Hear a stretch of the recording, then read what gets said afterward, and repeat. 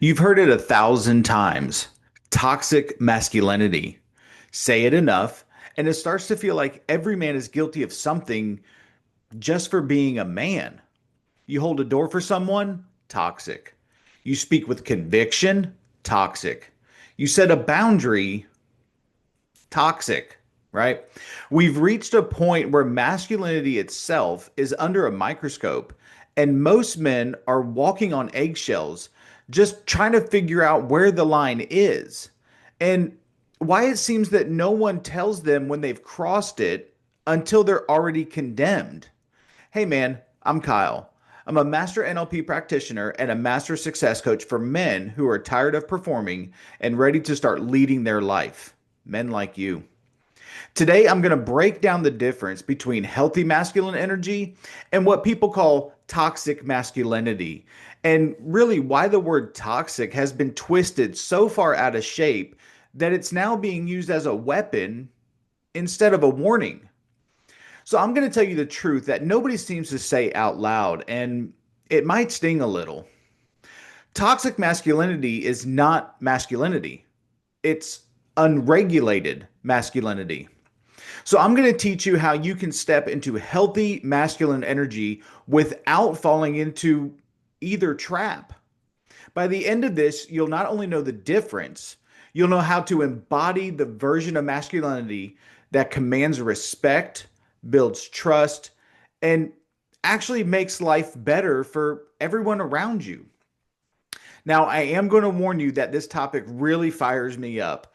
And if you haven't noticed, you know, I am standing in this video because I just really get going about this subject and I don't feel right sitting.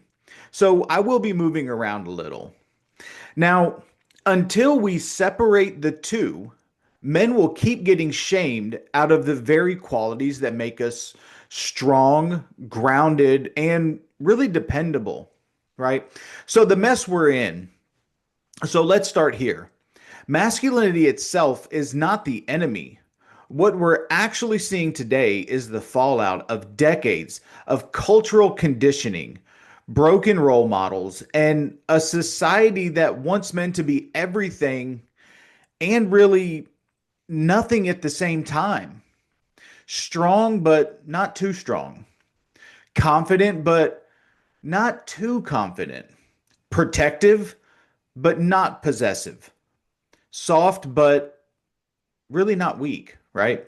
It's a paradox that sets men up to fail before they even start. So, historically, masculine energy was understood in warrior cultures, in tribal communities, and in ancient orders. Men were initiated into their strength and taught how to regulate it, right? Samurais studied stillness just as much as they studied the sword. The Spartans valued discipline and service over ego. Even the Stoics like Marcus Aurelius and Seneca built they built their philosophy around leading with reason, restraint, and virtue. Today, society doesn't initiate men. They just really shame them. So the term toxic is really broken, right? Because the phrase toxic masculinity originally, the term was meant to describe harmful behaviors like, like aggression without purpose, dominance without empathy, suppression of emotion to the point of self-destruction, and really the like the abuse of power. Now, that's worth talking about. That is worth correcting. But somewhere along the way, it stopped being a description of specific harmful traits and it became just like a blanket label for everything that looks or feels masculine to the wrong person. If you hold someone accountable, you're toxic. If you speak up in a meeting, you're toxic. You take the lead in a relationship, again, you're toxic. Then we just like lump everything together under that one word and we confuse men into thinking that their natural masculine instincts are like inherently bad. And here's the part When a man starts believing that his natural energy is wrong, he will either shut down completely or he'll swing to the extreme opposite to overprove himself. Now, both of those lead to destruction. But healthy masculine energy is not about dominance, control, or being the loudest in the room. It's really about, presence, the ability to be steady, grounded, and reliable no matter what's happening around you, right? It's about direction, knowing who you are, what you value, and where you're going so the people in your life can trust you to lead. It's about protection, not from a place of insecurity or control, but from a place of care and responsibility. It's about integrity, saying what you mean and meaning what you say, and really following through even when it's inconvenient. Healthy masculine energy is the river with strong banks, right? It flows with power, but it doesn't flood and destroy everything in its path. So, what is toxic masculinity really? So, what gets labeled as toxic isn't masculinity at all. It's it's the same energy but without that self-mastery, right? It's what happens when a man has power without purpose, strength without direction, drive without discipline. It's the untrained warrior just swinging his sword in every direction. It's the man who's been taught to suppress everything until it bursts out as anger, entitlement, or control. And if we're being real, some of you men know that you aren't toxic, you're just uninitiated.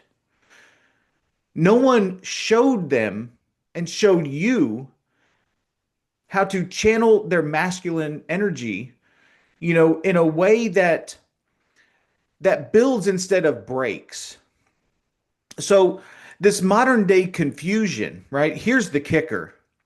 In today's socially acceptable environment, even healthy masculine energy traits get questioned.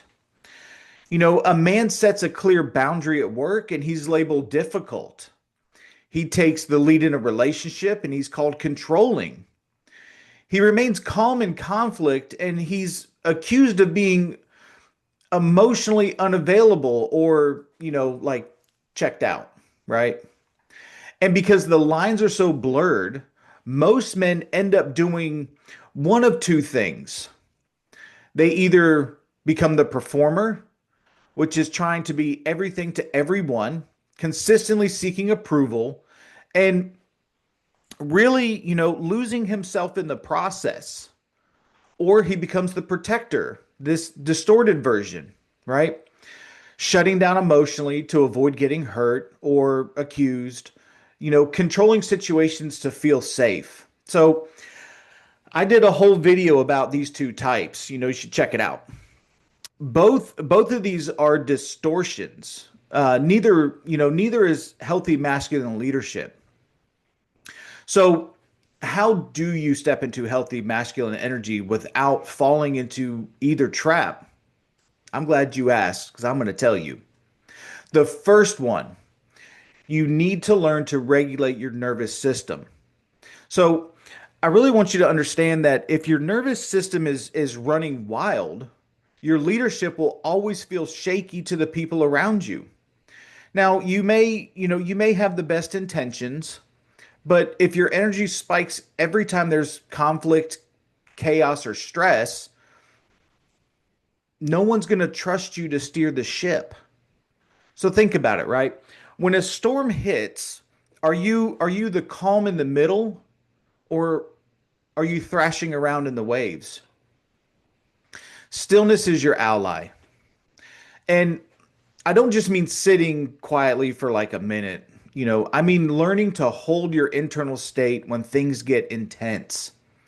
So in warrior cultures before men were trusted with leadership, they had to pass trials, that tested their ability to remain steady under pressure. You know, not just physical pressure, but emotional and mental pressure. So why this is because they understood that an unregulated leader will make decisions from, fear, ego, or panic, right? So here's the practice for you. The next time you feel yourself getting triggered, you feel that heat in your chest, the tightening in your jaw, I want you to stop. Just stop. Don't send that text. Don't make that decision. Just sit, breathe deep into your stomach, and let the urge to react pass through you like a wave. Then, when you do speak or act, you're not acting from the wound. You're acting from your center, right? So, when a man can sit in the fire with, without being burned, people feel safe to follow him. So, the second one, right, is to lead with clarity, not control. Okay. So most men either hesitate to lead because they're scared of being, controlling, or they overcompensate and just bulldoze everyone in the name of taking charge. Really, both of these miss the mark, right? Because leading with clarity means you know where you're going and why. It means you've done the work to define your values, what matters to you so deeply that you're willing to stand for it, even if it costs you something. Clarity is magnetic. People want to follow somebody who has it because it removes uncertainty. When you say to somebody, "This is where I'm going," the people around you can relax, even if they don't agree with every detail, because they know someone's steering the car. And here's the thing, really. Clarity is not about making every decision alone. You can still invite collaboration, input and ideas. But what you don't do is sit around waiting for permission to move forward. So a man without clarity, he leaves a vacuum, right? And in that vacuum, someone else, and often it's the feminine, will fill that space. Not because she wants to take over, but because nature really, like it really has to fill a leadership void. So lead, and lead with a steady hand, not an iron fist. Hey, just a brief interruption from your video to tell you about an exceptional opportunity. You keep saying that you're ready to change, but let me ask you, what's actually changing? Because reading more books and setting more goals doesn't mean anything when your core identity is stuck in the same cycle. The real reason you can't move forward isn't because of lack of discipline or motivation. It's the loop that you're in. It's the beliefs that run your decisions before you even realize it. That's why I created the foundation, a free masterclass that shows you how to break that loop. I identify exactly how the loop operates, and it's broken down in a way that you probably have never heard of before. I also explain how to rewire your loop for success. This is not a lecture. It's not theory. It's the start of you finally understanding why you feel stuck and what you can do about it. Inside, you'll learn how to spot the thoughts that sabotage you, shift the identity underneath your patterns, and anchor new beliefs that actually support who you're becoming. You've tried forcing change. Now it's time to naturally become the change. Link is in the description for this absolutely free download of the foundation. Let's start your shift today. And now, back to our video. So the third one is to protect without possession. So protection is a healthy core part of masculine energy. But in its distorted form, it turns into control, jealousy, and really dominance. Healthy protection, though, makes the people around you feel safer, not, not smaller. It means your protection comes from a place of care and responsibility, not insecurity. Now, there's a difference between saying, I don't want you to go because I don't trust you, that's control, versus, I want to make sure you're safe, and here's how I'm willing to help make that happen. That's protection, right? One pushes one pushes fear onto someone, the other creates an environment where they can breathe, relax, and just trust you, right? Historically, masculine protection wasn't about ownership. It was about service, right? In tribal cultures, the warrior wasn't the one demanding loyalty from the village. He was the one earning it by standing between danger and the people he loved without making it about his ego, right? So if you want to protect without possessing, here's your filter.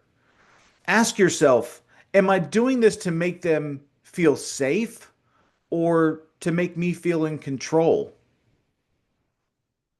The answer to that will tell you everything that you need to know. And the last one I want to look at is to really express instead of suppress. So let's get something straight, right? Suppression isn't strength. It's it's corrosion.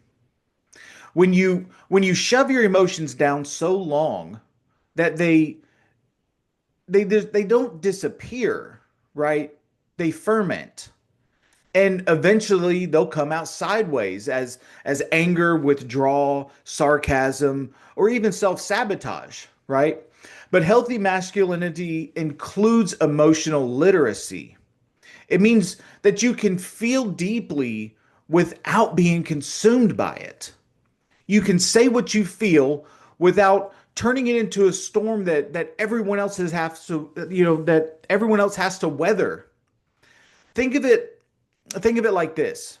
A dam that holds water forever, it will eventually break, right? But a river that flows steady and never bursts its banks, right? Like men who express healthily don't overshare in the name of being vulnerable. And they don't lock it away, like in a vault. They find that middle path, naming what they feel, owning it without blaming, right? Using it as information, not as a weapon. The world doesn't need more men who are emotionally flat. It needs men who can feel without falling apart.